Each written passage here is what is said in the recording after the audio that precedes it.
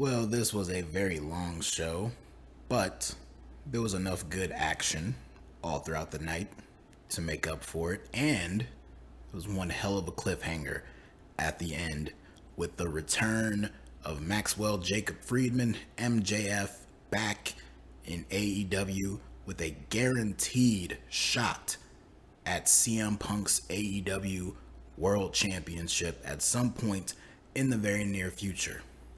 All that and more happened on this show. Welcome, everyone. This is DerekJ Speaks here to cover AEW All Out 2022 live from the Now Arena in Chicago, Illinois. 15 matches took place on this show, if you include the 0 hour pre-show. Completely unnecessary. There were several matches that took place on this show that did not need to be on the show. For example, the first 3 matches that took place on the 0 hour pre-show did not need to be on the pre-show. But I digress. The show, while very lengthy with a very bloated card and many of the matches on the show not having very good build, I still believe overall it was a very, very good show. Not one of AEW's best pay-per-views ever, but it was a very good show. There were several very good matches, a few matches that were pretty much nothing, kind of. They were very short, but they served a purpose in furthering a storyline that was developing there.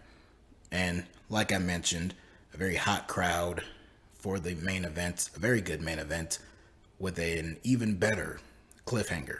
So we will get into all of it, but first we will circle back to the very beginning to cover this 0 hour pre-show for All Out, which feels like a lifetime ago at this point, seeing how the show ended. The 0 hour pre-show feels like it happened years ago, but we'll go ahead and go through it real quick. They open things up with the AAA Mixed Tag Team Championship match. Sammy Guevara and his new wife, Ty Mello, defending their titles against the team of Ruby Soho and Ortiz. The third match in this series of matches between these two teams started out with Sammy and Ty being interviewed backstage, but in an area backstage, kind of in the hallway of the crowd area. And then out of nowhere, we see Ortiz and Ruby riding up on a golf cart, and they run down the two. Well, they try to get Ty as well, but they end up hitting Sammy, who is used to getting run over by golf carts on AEW television. The match itself was a match, nothing special. Anna Jay was out there trying to interfere, but it didn't work. Something happened to Ruby's nose, which led to the finish of Ty pinning Ruby to win the match and retain the titles for herself and Sammy. Up next was the FTW Championship on the line. Hook defending his title against Angelo Parker, representing the Jericho Appreciation Society. This is probably one of the more competitive matches that Hook has been in. He had to sell for a little bit, not very long, but for a few minutes there. But eventually, he made his comeback and locked in the red rum to get the tap out victory. So Hook is still champion. After the match, Matt Menard, who was out there in Parker's corner, he attacks Hook, but out of the crowd comes Action Bronson, who they showed interacting with Hook prior to the match. He got in the ring and he helped out Hook run off the heels, so that was that. Next, we had the AEW All Atlantic Championship on the line. Pac defending the title against Kip Sabian. Kip Sabian, of course, doing this whole new character, having the box on his head for months now, finally revealing himself and now back in the ring. They were having a very good match. The fans were really, really into Kip Sabian. throughout the entire match. But I knew going in that now is not the time for Pac to be losing that championship just yet. And clearly they felt the same. That's because Pac ended up hitting the Black Arrow and got the win, retained his championship. After the match, Tony Schiavone met him up on the top of the stage, attempted to interview him when out came Orange Cassidy, who went face to face with Pac. Pac called him a joke and told him that he's not a wrestler, he's a joke, and told him to get to the back of the line. And gone went Pac. Orange Cassidy eventually left, and then they cut back to the ring and they showed Kip Sabian talking to the box that he used to place over his head. So there was that. And then a little bit later on the show, there was another backstage interaction with all of Death Triangle and the Best Friends, and there was a subtle tease of dissension with the Lucha Brothers and Pac, so I don't know if that's going anywhere. There's going to be a trios match this upcoming week on Dynamite, so we'll see if that plays any factor into that story. Then the last match on the pre-show, which should have just been the only match on this pre-show, it was Eddie Kingston taking on Tomohiro Ishii. This was a rematch from a match the two of them had for New Japan earlier in the year. These two guys just beat the shit out of each other. Started out with them just chopping the souls out of one another's chests. At one point, they were chopping each other so hard that they both collapsed and received a standing ovation from the crowd. There's a lot of other brutal, stiff action between the two of them. Some slaps in there, more chops. My chest was hurting after this match was over. But in the end, they traded suplexes back and forth. Some hard strikes in there. Both collapsed again. But eventually Eddie Kingston outlasted him and got the win. So Eddie Kingston wins this one. Ishii won the first match in New Japan, and Eddie Kingston got the win here. After the match, Eddie Kingston motioned for them to cut his music and instead play Ishii's music. And he kept trying to go over and show his respect to Ishii, but Ishii was not having it. He's a very proud man, clearly. But hopefully this sets up a third match at some point in the future, because I would definitely be down for that.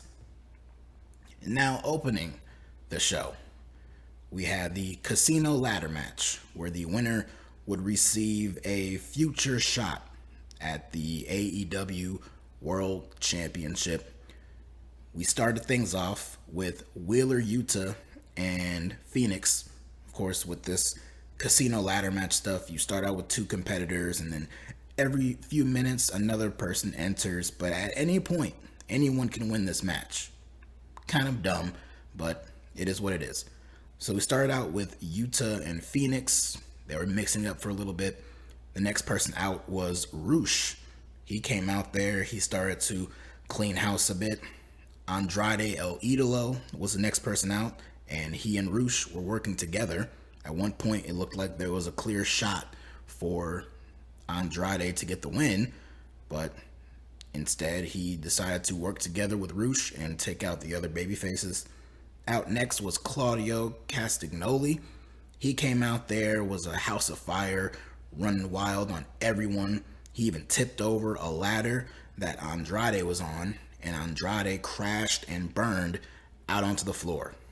Dante Martin came in, doing the nice, high-flying, flashy spots for a little bit. At one point in here, the next person out was Pentagon Jr., and he was a house of fire as well. But one of the big spots of the match was Phoenix diving off of a very tall ladder and coming down, crashing onto Roosh, going through a table. So that was one of the big last spots of the match, because then it was time for the Joker to make their entrance. But before they could, we had several masked men come out. They start attacking all the competitors in the match. You had some normal sized ones, a very tall one. All these guys just wrecking shop. They're in black hoodies and all this stuff. one of the guys in the mask, he climbs the ladder and retrieves the poker chip that's hanging above the ring.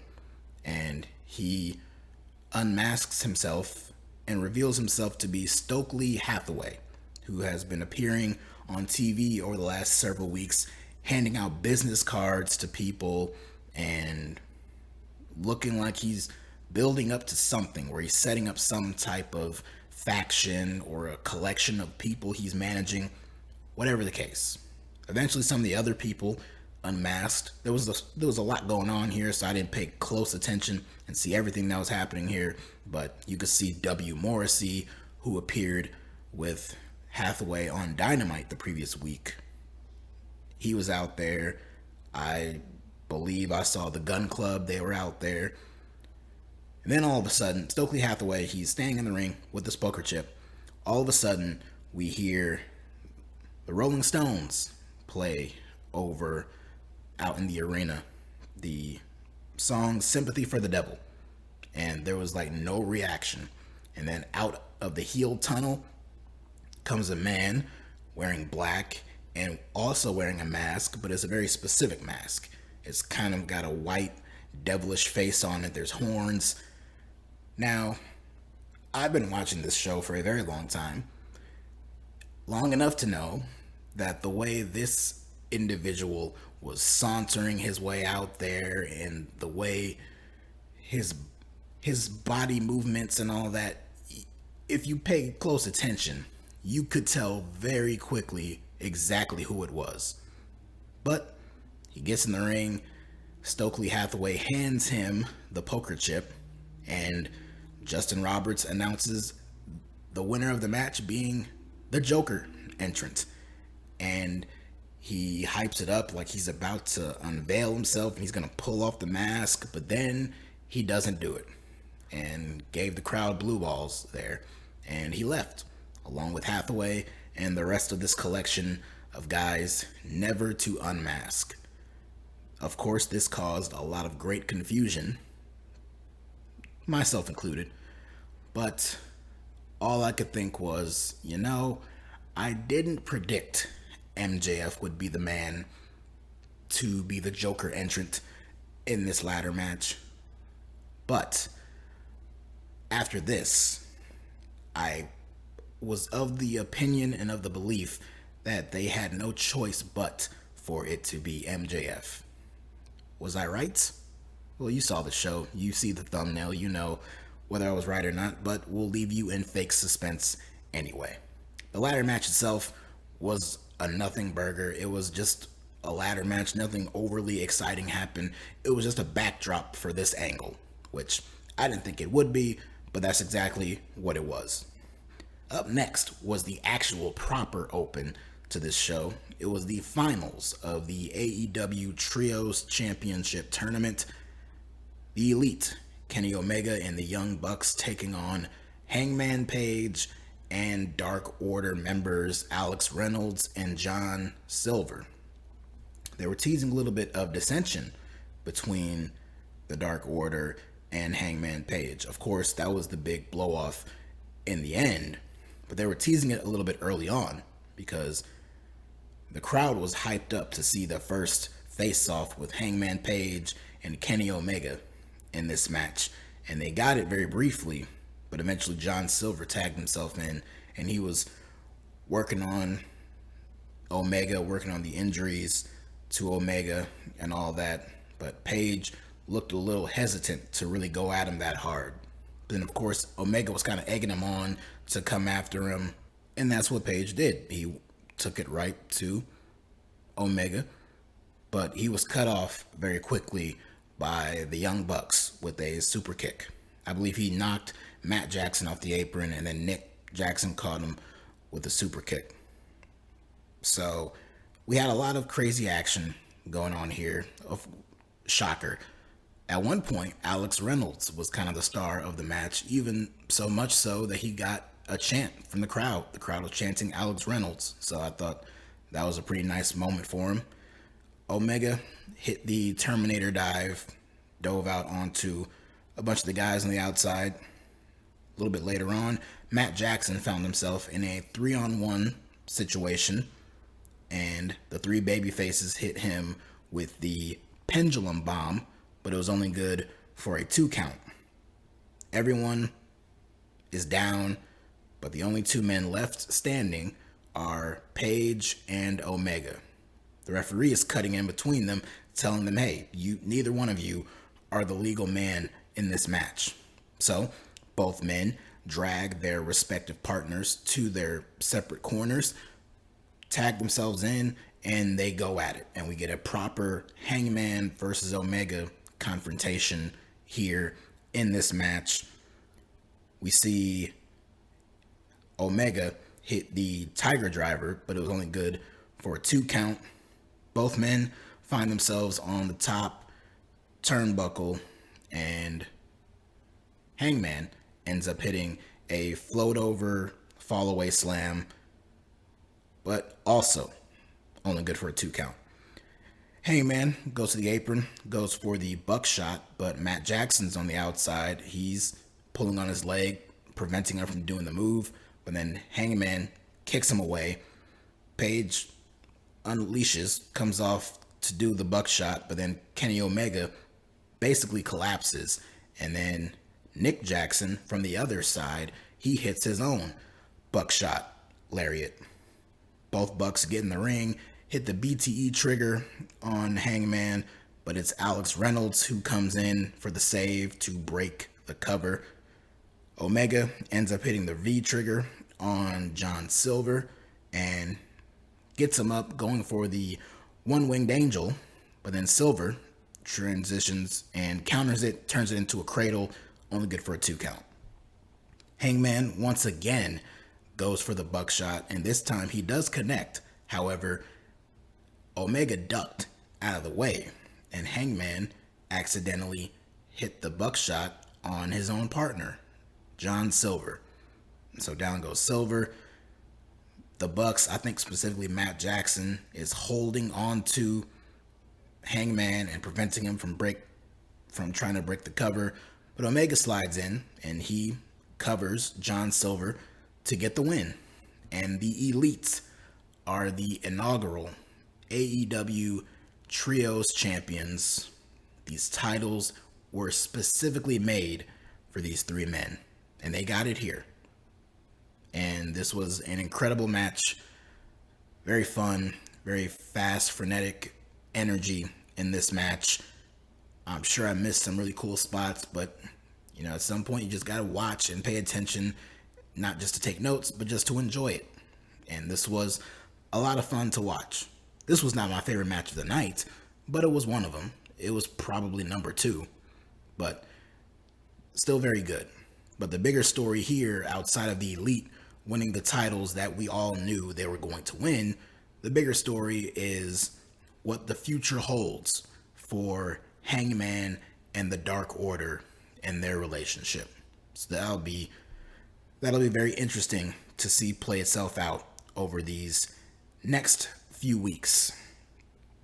Up next, the TBS Championship on the line. Jade Cargill, the undefeated Jade Cargill, 36-0, heading into this match against Athena.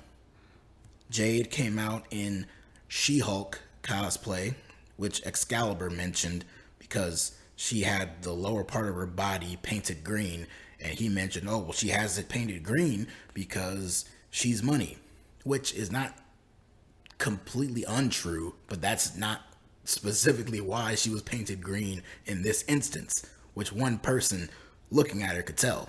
But regardless, early on in the match, Athena hits the O-Face. That's the name that she gave the move, her finisher, formerly known as the Eclipse in WWE. She hits the O-Face, and it looks like she's going to put this away early. But then, right at the last minute, the baddies who are on the outside, Kiera Hogan and Layla Gray, they pull her out. But they were a little late. So Jade technically kicked out of Athena's finisher. Not ideal, but oh well. Also, the referee did nothing about the 2 heels on the outside blatantly interfering here, but Athena took care of it herself. Kiera Hogan basically pointed the finger at Layla Gray that it was her fault, and then Athena proceeded to drop kick the hell out of Layla Gray, drop kicked her right into the security wall. Then she got back in the ring, and Jade took over.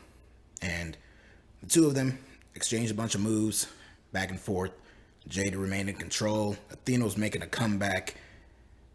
But skipping towards the finish, Athena hits a twisting springboard off the middle rope, but gets caught in midair with a pump kick from Jade. And then Jade quickly scoops her up, hits her with the Jaded, and gets the 1-2-3. And Jade Cargill moves up to 37-0 and is still the TBS champion. Kind of sloppy of a match here, but it is what it is.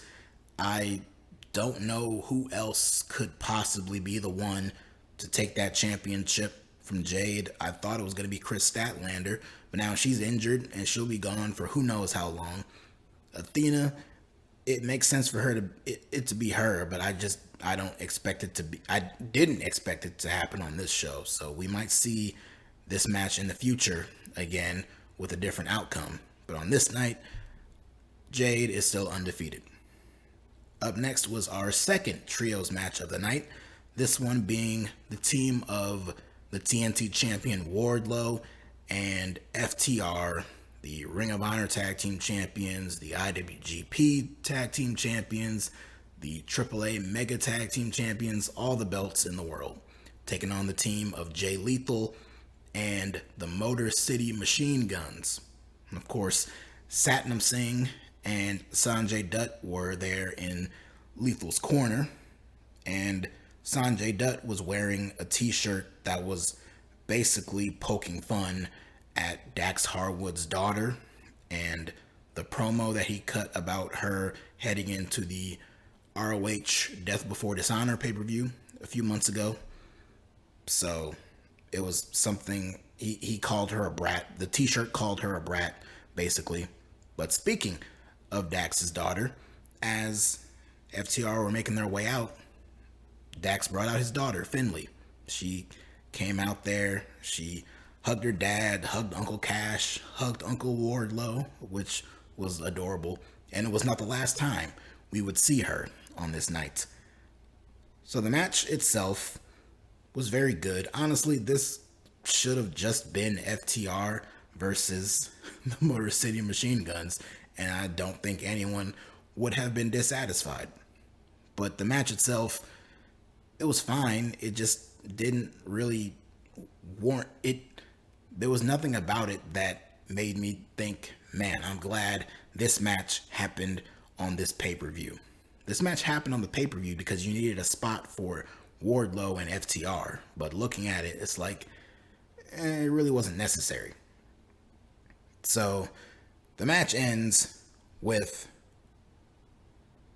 FTR hitting the big rig on Alex Shelley, Lethal hitting the lethal injection on both members of FTR, but then Wardlow coming in and hitting a very nasty headbutt on Lethal.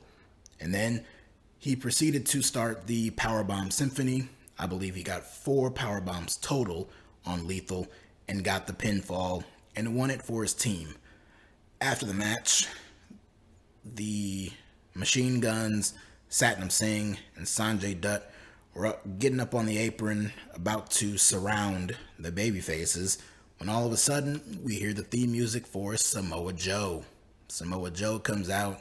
He immediately goes right after Satnam Singh, uses his ROH TV championship to beat him down. At some point in all this chaos, Joe ended up getting busted open. So I don't know how that happened, but it happened. Joe tossed Sanjay Dutt into the ring. So now Sanjay is surrounded by all the baby faces. But out from the back, I should say, runs little Finley, Dax's daughter. She gets in the ring and she breaks Sanjay Dutt's pencil in half. He turns around, gets cold cocked right in the face by Dax Harwood, and while he's laid out on the mat, Finley puts her little foot on Sanjay's chest, and the referee comes in and counts the 1, 2, 3, and they even ring the bell. So, cute little moment here for Dax and his daughter. Between this, and they showed Jade Cargill's daughter in the crowd in the previous match, and of course the history of how they've treated Brody Lee Jr., AEW is clearly very child friendly. So, just a cute little moment here. Up next, we had a big grudge match between Powerhouse Hobbs and Ricky Starks. This was way shorter than I thought it was going to be, and was very one-sided. Ricky Starks came out and he was enraged and he went right after Powerhouse Hobbs, but Hobbs was the one who looked like a monster throughout the majority of the match. Starks made a quick comeback and even hit a spinning DDT that was just good for a 2 count, but right out of nowhere, Ricky Starks bounces off the ropes and is caught mid-stride with a huge spine buster from Powerhouse Hobbs, and he gets the clean win. 1, 2, 3. And that's all she wrote. So Ricky Starks is still a loser right now, but the fans were into him. The fans were cheering for him. Hopefully that can continue in spite of all of these big losses that he's been suffering recently. And I don't know. I thought this was probably his match to win, but maybe they're just building towards a rematch at a later date for him to get his big win. It would not be the last time we would say something similar to that about a babyface probably going to get their big win at a later date over the dastardly heel. But yeah, very quick match. I was not expecting this match to be that quick. Speaking of expectations, I did not really have much expectations for this next match at all. It was the AEW Tag Team Championship match. Swerve in Our Glory, Keith Lee, and Swerve Strickland defending the titles against the Acclaimed, Max Caster and Anthony Bowens, who had Billy Gunn in their corner, who was super over in this match. Of course, Max Caster came out, he rapped. I didn't write down the entire rap. I know he mentioned something about comparing Keith Lee to Lizzo, and he said something about Trump's documents, so nothing. It was a little weak. I know some people think that all of his raps are weak, but this one specifically was very weak. But the match itself was not weak, nor was the crowd reaction to this match, because the crowd was firmly behind the Acclaimed all throughout this match. They were popping for Billy Gunn at ringside. They were chanting all kinds of things, referring to scissors. They had a "scissor me daddy ass" chant. They had a whole bunch of different chants. I meant to write them down, but I, off the top of my head, do not remember. But the fans were firmly in the corner of the Acclaimed, and Swerve in Our Glory, who got basically a mixed reaction when they came out. The fans popped for them when they initially came out, but as the match was going on, they were getting booed, and the boos became heavier and heavier, and they became heavier because both Swerve and Lee were playing into it, and they basically played the role as heel in this match, especially when it came time for Anthony Bowens to start selling his knee, his surgically repaired knee. They started working over that. We had at one point he tweaked his knee. Billy Gunn and Max Caster were checking on him, but then Swerve came over and just started stomping on the leg, and then both he and Keith Lee just started working over Anthony Bowens' leg for pretty much the rest of the match, and they were doing so in such a way, and then also looking at the crowd, and they were really playing up the role of heels in this match. So I don't know if this was the intention all along. I don't know if they kind of called a little bit of an audible and just started playing up the role even more in this match, but it worked because the fans were super into the Acclaim. There wasn't no 50-50. It was clear cut. They loved the Acclaimed and wanted to see them win, and they despised Keith Lee and Swerve Strickland. So we see Lee come off the ropes. He's going for, actually I should mention prior to this, we see Max Caster attempt to lift Keith Lee on his shoulders, but Lee manages to overpower him. And then Lee comes off going for a pounce on Max Caster, but he unintentionally connects with his own partner. Not the last time we'd get some miscommunication in this match between the two of them. The Acclaimed both hit a superplex on Lee off the top turnbuckle, but during the course of that, Swerve was up on the apron and he blind tagged his way into the match. And as they came down with Lee, while they were both down there, Swerve came off the top and hit a diving stomp onto Anthony Bowens, but it was only good for a 2 count. This pissed off Swerve. He ended up stomping more and more on Bowens' injured knee and just was completely working over the knee. But then out of nowhere, from the opposite side of the ring, comes Max Caster with a diving kick to the back of Strickland's head. On the outside, Bowens was out there. He had Swerve basically hung from the ring apron and extended him out, and then Caster came off the top and crashed down on him with the mic drop elbow, and in the process he kind of landed on Bowens and his knee as well. So he unintentionally kind of took his partner out of commission for a little bit too.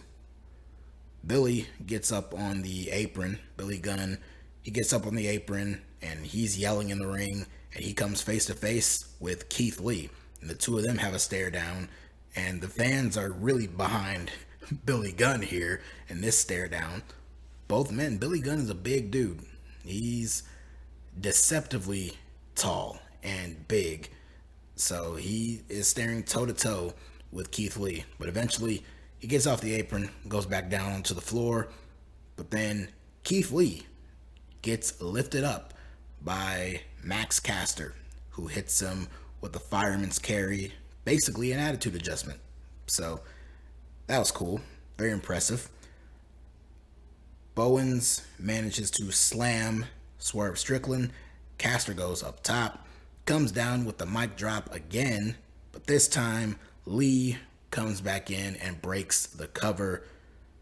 Swerve hits some type of impact driver on Caster on the apron, and that left Bowens to fend for himself. But when Swerve went to kick and throw a kick at Bowens, Bowens ducked, and Swerve unintentionally kicked Lee in the head. And so basically an unintentional receipt for what Lee did to him earlier in the match. So Lee goes down, but in the end, Lee ends up hitting a powerbomb on Bowens, and at the same time he was hitting the powerbomb, Swerve came off the top and connected with the diving foot stomp. Bowens is down, and that's 1, 2, 3. And the tag team champions retain their gold. The fans didn't like it. They were chanting bullshit. They were booing, even after the match, where they were trying to show like signs of respect. Even got Keith Lee to do the scissor thing with Billy Gunn. They extended it out for the Acclaimed to do it too, but the Acclaimed wanted no part of it. They left. But the fans, they didn't cheer for this. They booed it. They hated it. They wanted to see the Acclaimed win. But man, they only just started taking the Acclaimed seriously and booking them like babyfaces. They've only really been babyfaces for a short while after the whole thing with the Gun Club imploded. So it's a little too early to put those titles on the Acclaimed. I know they've been a prominent act on the show for years now, but a lot of their big wins, if you can even call them that, they've been taking place on Dark and Dark Elevation. When we see them on Dynamite or Rampage, they're usually losing, whether it's tag team matches or singles matches. So they have no prominent feature on the show. That was why this was such a big complaint and criticism of mine heading into the show, because this title match basically came out of nowhere. They just randomly announced it. I know the Acclaimed were ranked, but there was no build. There was a few backstage promos, but other than that, there was no real build to this match. But you have 4 extremely talented people who went out there and put on an incredible match, and was easily my favorite match of the entire show. Even more than the Elite and the Dark Order and Hangman. Yes, the Elite, Kenny Omega and the Bucks, were outshined by Max Caster and Anthony Bowens and Keith Lee and Swerve Strickland, in my opinion. Maybe some of you think it was the Elite. Maybe some of you point to the main event or any of the other matches, but this was my favorite match of the night, and was probably my second or third favorite match of the entire weekend as a whole. So, good stuff here. Up next was a fatal 4-way match for the interim AEW Women's World Championship. Thunder Rosa had to not vacate her championship, but she announced that she was injured and she is unable to defend her title. So they're doing the whole interim champion thing again. And so this match was to crown the interim champion. Jamie Hayter was the big star of this match. Jamie Hayter, you had Thunder Rosa. I'm sorry, not Thunder Rosa. Toni Storm. Not Thunder, but Storm. You had Toni Storm, Britt Baker, and Hikaru Shida. All of them in this match. It was Jamie Hayter who was the big star, though. She was getting kind of mild cheers, but then they grew to louder cheers. And then as the match went on, they grew even louder until the very finish, which fell kind of flat because of it. But Jamie and Britt were working together. They disposed of Hikaru Shida early on in the match. Jamie had Shida up on her shoulders, and as she walked her up the entrance ramp, plopped her down the stage, Britt ended up hitting her curb stomp and planted her face directly on top of the stage. You had a bunch of doctors and officials and stuff run over, and they helped her to the back. So Toni Storm was outnumbered here, and this basically became a handicap match. The two heels were working together, but this built up to Shida making her way back out. I feel like we've seen this similar spot many times in AEW. We've seen it many times in wrestling over the years. But I feel like we just saw this in AEW not too long ago, like very recently. Maybe it was FTR. I remember seeing it very recently, like within the last few months or so. But nonetheless, Shida comes back out. She has her kendo stick. She starts unloading that stick on both Jamie and Britt. So she was very pissed off. There was a double cradle on Shida by both heels, but then Toni Storm came in, broke it, and everyone at this point is all laid out and down. Jamie Hayter ends up hitting the tombstone pile driver on Toni Storm, but then once she did that, Shida came off the top and hit a Meteora on Jamie, and then Britt came over and gave Shida a swift kick to the head. Jamie, a little bit later on, gets back up. She hits the ripcord lariat on Shida, but Britt, who got knocked to the outside, she pulls the referee out and basically screws over her partner, her friend, Jamie Hayter. So while Jamie is looking on, just completely dumbfounded at this revelation, she ends up getting hit with Storm Zero from Toni, but then Britt hurries up in the ring. She dumps out Toni Storm and goes to cover Jamie Hayter, and I almost had a mini heart attack because I just had no interest in seeing Britt Baker win this championship back. She was the last person who I wanted to see win the championship here, regardless of the whole interim thing. So this was a very effective near fall here. It was only good for a near fall, so very good. But in the end, Toni Storm sent out a bunch of DDTs on some of the other women. She ended up hitting a DDT on Jamie and got the win. So Toni Storm is the interim women's world champion, and at some point in the future we'll meet Thunder Rosa to crown an undisputed champion. Toni Storm was my pick in this heading into this match. She was my pick when the match was originally going to be her versus Thunder Rosa one-on-one. I felt Rosa's title reign was pretty weak, and there was just nothing left of it that could really be all that interesting to follow along with. So I was ready for a change of scenery with Toni Storm. But as this match was going on, and as the crowd was more and more into Jamie Hayter, I was really into the idea of Jamie Hayter getting the win.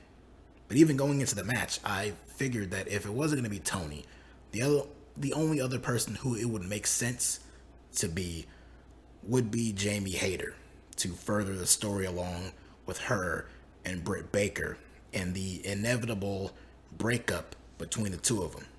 But they still managed to do that and get to that point without having either of them win the championship. So the quicker we can get to that point, the better. They had a Full Gear announcement. They announced that Full Gear this year will be taking place at the Prudential Center in Newark, New Jersey, and what they're hyping up as a 2-night event, because on Friday, November 18th, there will be, I guess, a live Rampage, and then the next night, on Saturday, November 19th, will be the Full Gear pay-per-view.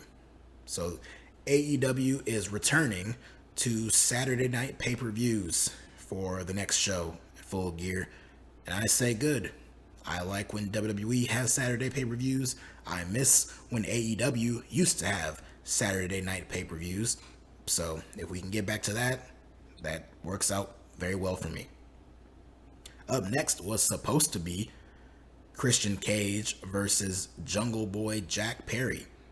Jungle Boy cut this big impassioned promo on the Go Home show on Dynamite the previous week and told Christian, you're not facing Jungle Boy, you're facing Jack Perry. And that's how he was introduced when he came out. But Christian came out in a shirt that played around with his original shirt that he wore when he first debuted in the company, which was Outwork Everyone. This shirt on this night read Worked Everyone. And that played, little did we know, that was a subtle tease to the events that were soon to follow. As Christian Cage was making his way down the ring, he noticed in the front row, it was Jungle Boy Jack Perry's family. It was his mom and his sister. Christian Cage motioned over to them, got in their face, and Jungle Boy's mom slapped Christian right in the face. So, very satisfying moment there. As Jungle Boy was making his entrance, they introduced him as Jungle Boy Jack Perry. He was looking back at the tunnel, the babyface tunnel, and I guess he was expecting Luchasaurus to come out. But instead, Luchasaurus came from the other side, seemingly out of the heel tunnel. And he came over and he knocked down Jungle Boy. And he ended up choke slamming him onto the pyro grid that was on the stage. The flat steel surface that was on the entrance stage. And this was brutal. This looked like a very rough bump here. But Luchasaurus, after all those weeks ago when Jungle Boy was off TV, Christian Cage whispered sweet nothings in Luchasaurus's ear, and then the next week, Luchasaurus came out as this new heel with a darker mask, new theme music, all that stuff.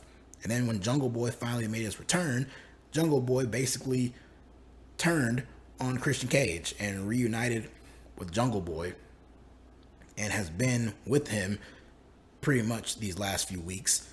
But then, here on this show, Jungle Boy is swerved again from Luchasaurus, who is doing a Big Show impression here, and turned heel again.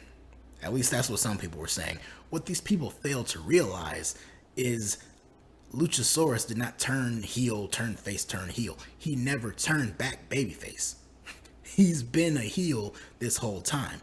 I figured that it just looked so weird that Luchasaurus, they present him in this new way. They give him a new mask, they give him a new theme song and all that kind of stuff. Set up this pairing of him and Christian Cage together, only to completely undo that when Jungle Boy comes back. That didn't make any sense to me whatsoever. So I figured it was a swerve and they were just playing the long con to build back up to it. Little did I know, they had the reveal on this show.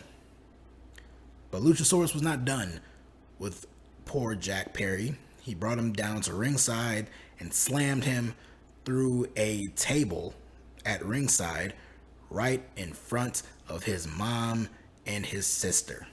So you can't get any greater heat than that. He valiantly gets in the ring and he wants to fight, and then they ring the bell. Christian immediately comes at him with a spear, but Jungle Boy kicks out. But Christian, he's not going to let this get to him. He immediately gets him up, hits him with the kill switch, and gets the 1-2-3. So he made very short work of Jungle Boy, and he outsmarted him.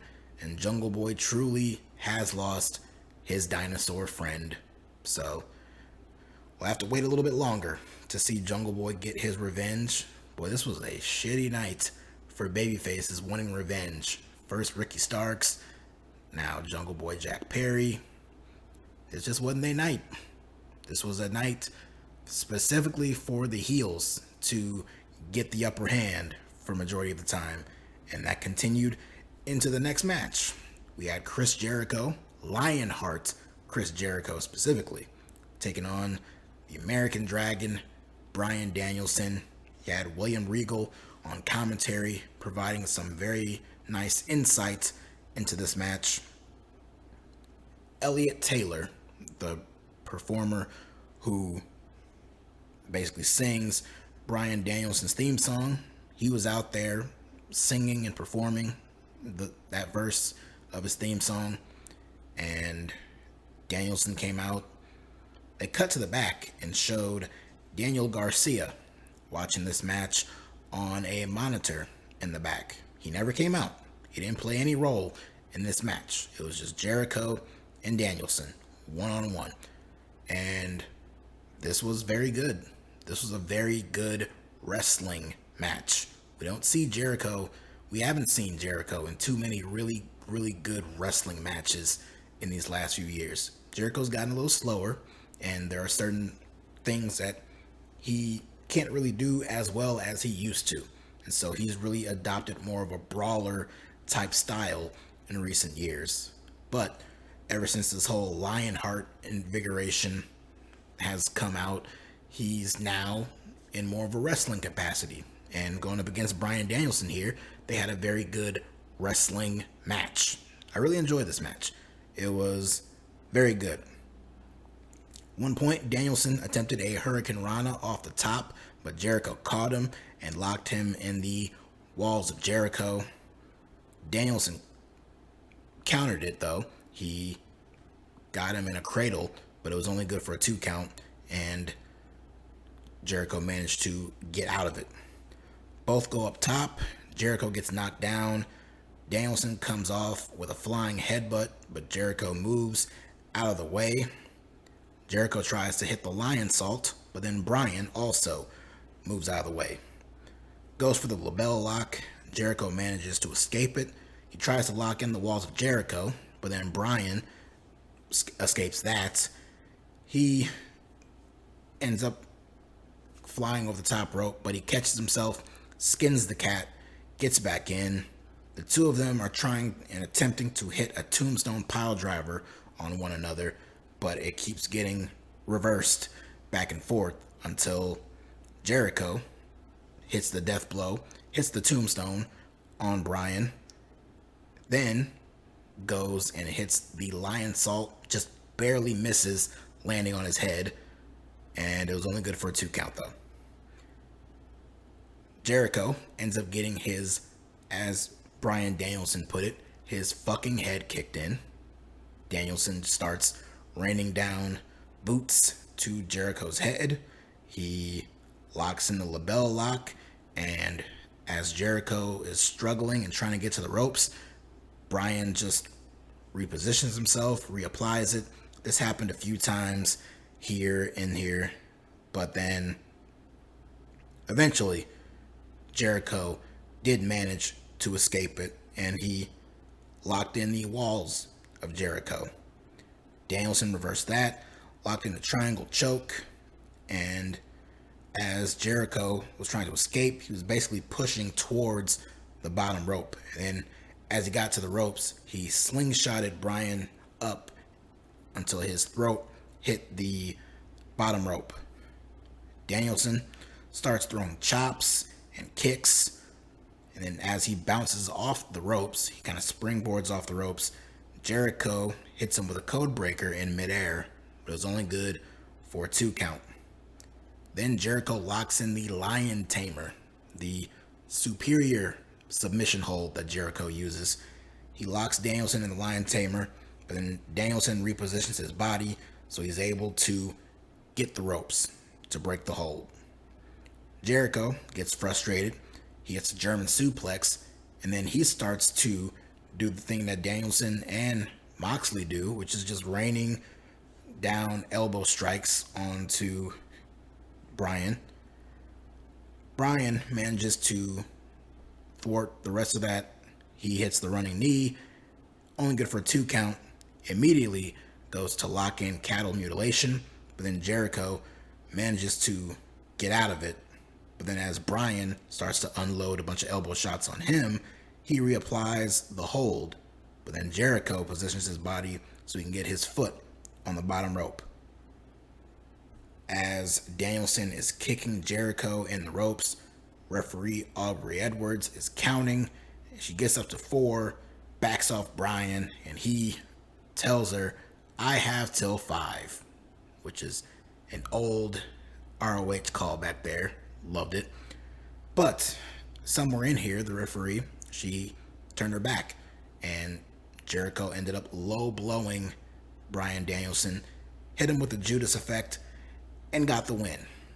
Jericho cheated, but he still won. And there was no interference here from Daniel Garcia. Daniel Garcia did not make any impact on this match. And because of that, I question whether or not it was worth it to have Chris Jericho win here. I excused the idea of Chris Jericho winning because I figured Daniel Garcia would pull the swerve and screw Bryan Danielson over here. But they're still playing up that Daniel Garcia is conflicted and he's a tortured soul. He doesn't know where his heart lies as a wrestler, as a sports entertainer. And then the Jericho Appreciation Society came out to celebrate with Jericho, but no Daniel Garcia. So then later on in the show, Tony Schiavone is interviewing Daniel Garcia. Chris Jericho pops into frame. He's telling Daniel he's very disappointed that he wasn't out there with him. But he tells him that this upcoming week on Dynamite, he has an ROH Pure Championship match against Wheeler Yuta. And he tells him that he knows he's going to win, but that he and the rest of the Jericho Appreciation Society would not be at ringside with him. So, I don't know what they're doing with this story here, but I guess we'll see how it plays out. We had our final trios match of the night.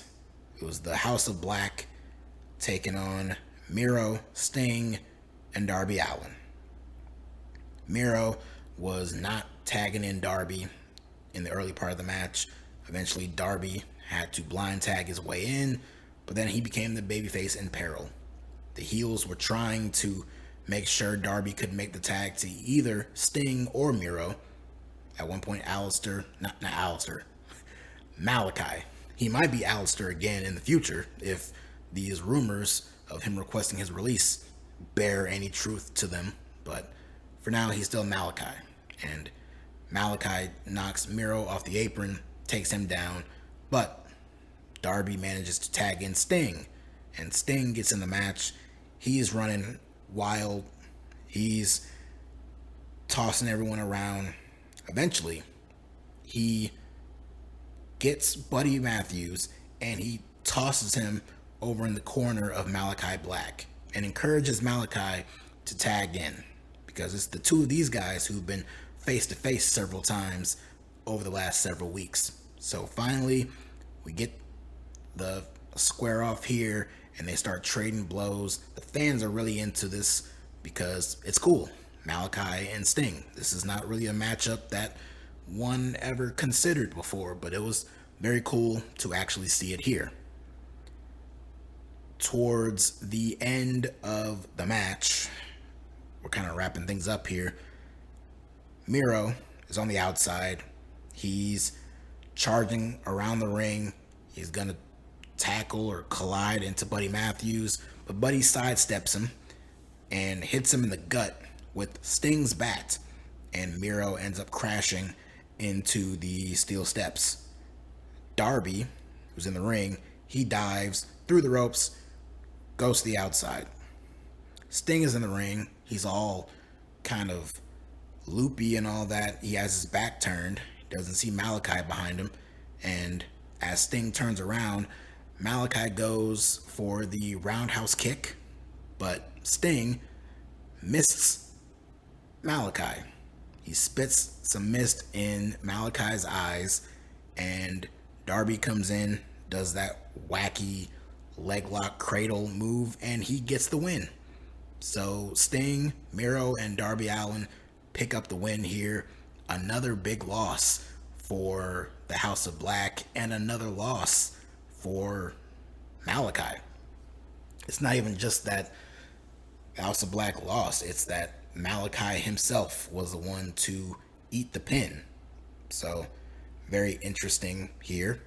And also an interesting story that was told was not on camera, and it was dark in the arena, but this is based on fan reports. JD from New York, I saw a tweet from his, retweeted and reposted on my timeline, and he mentioned how there were several people in attendance for All Out who reported that after this match, when they were dark in the arena, Aleister Black blew a kiss to the crowd and he bowed. So take that to mean what you will. Who knows if it's really true? Probably should have looked at that before I recorded, but it is what it is. Malachi could be on his way out, and it doesn't necessarily mean, oh, he's going to leave and he's going to go to WWE. It could mean that if these rumors and stuff, the news about him is true, it could mean he might be gone from wrestling, period, for a while. So that will be a very interesting topic to follow now. And then finally, we get the main event, the AEW World Championship. Jon Moxley, the undisputed champion, after squashing CM Punk on free TV a few weeks ago. He's defending his championship against Chicago's own CM Punk. You know, now with some distance, I look at the atmosphere for this match here, and it was big time. It was a big fight feel. Punk beloved. Mox had some mixed reactions. Then at certain points, just flat out booed altogether. This would have just been so much better if this was the first and only encounter between these two, and they didn't do the blatant ratings ploy a few weeks ago. But such is life. We're here now. Nothing we can do about it. So Punk got the better of Mox in the opening moments of this match, and Punk was also wearing some Chicago-inspired colors for his entrance trunks. But Punk ends up hitting Moxley with the GTS, and then he goes for the cover, but it's only good for a 2 count. Moxley kicks out, and then Punk kind of had a bit of an evil smirk on his face. The two men brawled out into the crowd. They eventually made their way back to ringside, and then Mox ended up getting Irish whipped into the steel steps. Mox didn't stay on the ground for too long because eventually he sent Punk face first and head first into the steel post on the outside. And then Moxley got back in the ring. You didn't see Punk at all, so you had an idea of what Punk was going to look like when he reappeared. And lo and behold, he was bloody. And then Mox went back over to him, started punching and hitting on his face even more, and Punk started bleeding even more. There was blood on Mox's hands, and he licked it.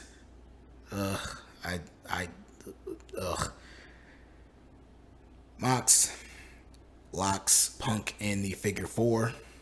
Punk flips him off.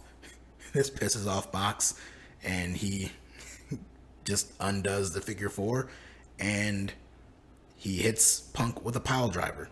It was only good for a 2 count. I don't know if it was here or earlier, but at some point, Mox did flip off the crowd, so you could tell what position that he was taking in this match. Punk came from the off top, but then Mox caught him with a rear naked choke. He transitioned it into the bulldog choke. Punk managed to throw a kick, but Mox caught it and then locked Punk in an ankle lock. But Mox ends up hitting a German suplex, and then this is where he flipped off the crowd. Okay, so yeah, he flipped off the crowd here. But then Punk met him in exchange with a roundhouse kick. Punk ends up getting locked in the bulldog again, though, but he manages to power himself up with Moxley on his shoulders, and he hits him with the GTS. But he does so to where he's close to the ropes, and so Punk hits the GTS, he collapses to his knees, Mox bounces off the ropes and just kind of collapses on top of Punk's back. So now both men are just kind of in this position where they're both exhausted, both drained, but eventually Punk comes to first. He gets Moxley back up on his shoulders, hits him with one more GTS, and gets the win. And CM Punk is a 2-time AEW World Champion. Like I said, you didn't need to do what you did a few weeks ago, but you did it. And here we still had a very good match. Very violent and very good. But the story of the night was what happened afterwards. As Punk is celebrating, the lights go dark. And we hear audio in the arena of a voice that is clearly Tony Khan. A much toned down Tony Khan, but still Tony Khan. It's a voicemail of his, and he is clearly talking to someone and saying he's talking about how this is his last offer. He is offering this person to come back. You need to come back. This extended leave has gone on far too long. You have to come back. You can come back at All Out. I'll put you in the casino ladder match. You won't have to sign any extension or anything like that. You just need to come back on this show. And then they cut that off, and they cut to a clip of CM Punk in Ring of Honor as he was cutting his infamous heel promo about him being the devil incarnate. This was right before he turned heel in the Summer of Punk, the first one, in 2005, and Ring of Honor started. So there's a clip of that. And then they cut away from that, and then we get a shot of the masked man from earlier who won the casino ladder match. And he has his back turned, and he says that he is the devil himself. And his voice is very familiar. He takes the mask off. We still don't see his face. He takes the mask off, and then he puts on a very familiar scarf. and they wait a few seconds, let it linger, and then MJF's music hits, and out walks MJF, who's on the stage looking up into the ring at CM Punk, your world champion, and it's MJF, who was the winner of the casino ladder match and now has a guaranteed world championship match in his back pocket. He didn't have to sign any extension, according to Tony Khan, so MJF is just here. He's back. He has a group of people with him who helped him win. Now, I don't know what that necessarily means. We didn't see them out here. The show ended with MJF, first of all, getting a huge reaction. MJF got almost a bigger pop than CM Punk did in Chicago, which is crazy. But we haven't seen MJF on TV since June when he called Tony Khan a fucking mark. So you can kind of understand it here. But MJF was still the heel because he flipped off the crowd too. Everybody's flipping off the crowd. I'll flip off the crowd too. I don't know. But MJF, he's out there. But Stokely Hathaway is not with him. William Morrissey's not with him. The Gun Club, all those people who were there earlier, they're not with him. He's all by himself. So, are they with him? Is he associated with them? Did he just kind of pay them off? We've seen MJF pay off people before, so maybe that's the story. We don't know. All we know for now, right now, is that MJF is back. He won the ladder match, and he has a future AEW World Championship match in his back pocket. The question is, when will he cash in that chip, and when will we get MJF CM Punk 3 for the AEW World Championship? A lot of people were on my timeline saying, you got to do the match in Queens. You got to do the match in New York in a few weeks at the Dynamite Grand Slam show. You could. In fact, there's a very good possibility that could happen. But man, MJF has been gone for months. He's been gone for such a long time. And you knew the second that he made his return, he would be the biggest story in the pro wrestling world right now. And lo and behold, he is. So I say, no, don't do that for Grand Slam. Build this out some more.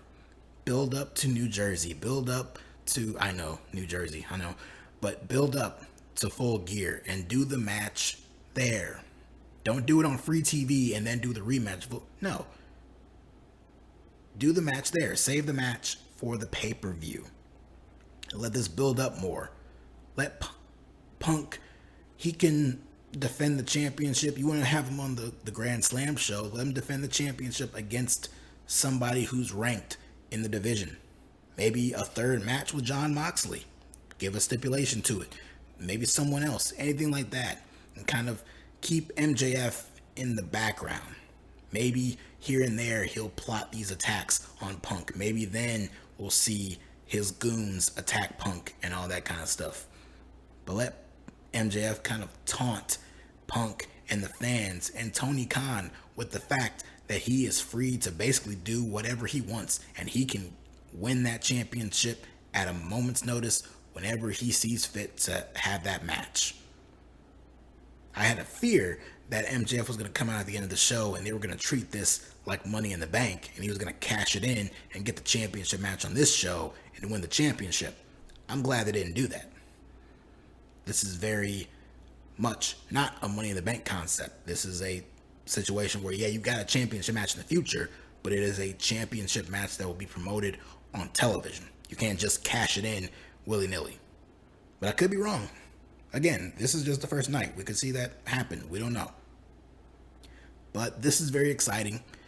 AEW, the booking has been a little subpar, and they've been without a lot of big names for a majority of the summer. There was no Adam Cole. There was no Bryan Danielson. Kenny Omega was still out. CM Punk was out. And so they had to rely on Jon Moxley and Chris Jericho. They brought in Claudio. They had all these other guys to kind of build the show around, but they were missing some of these top names. And now we have CM Punk on the show. He's world champion. Kenny Omega's back. Hangman, it might be in a more prominent role now with whatever story is going to happen with him in the Dark Order. You got Danielson back. You got Jericho around. Claudio's around. Samoa Joe made his return on this show. And now you have MJF back, who could have been on TV at any point, but Tony Khan decided to keep him off TV. I imagine this is why. Because the story with MJF works better when CM Punk is the world champion. Because if MJF is going to win that championship, which I believe he will, which I believe he should, the man for him to beat is CM Punk. So, very good stuff here. I saw some people a little pissed off with the ending. Felt it was flat. Like, that's it. That's all MJF does, is just come out there. That's all he needed to do. Yeah, it could have been cool. It could have been more impactful if they laid out CM Punk, and that's when we get the reveal that it's MJF. Yeah, that could have been cool, but I am perfectly fine with how this went down. It was very creative with the Tony Khan thing and then alluding to the Punk promo from 2005. I thought all of that worked out very well.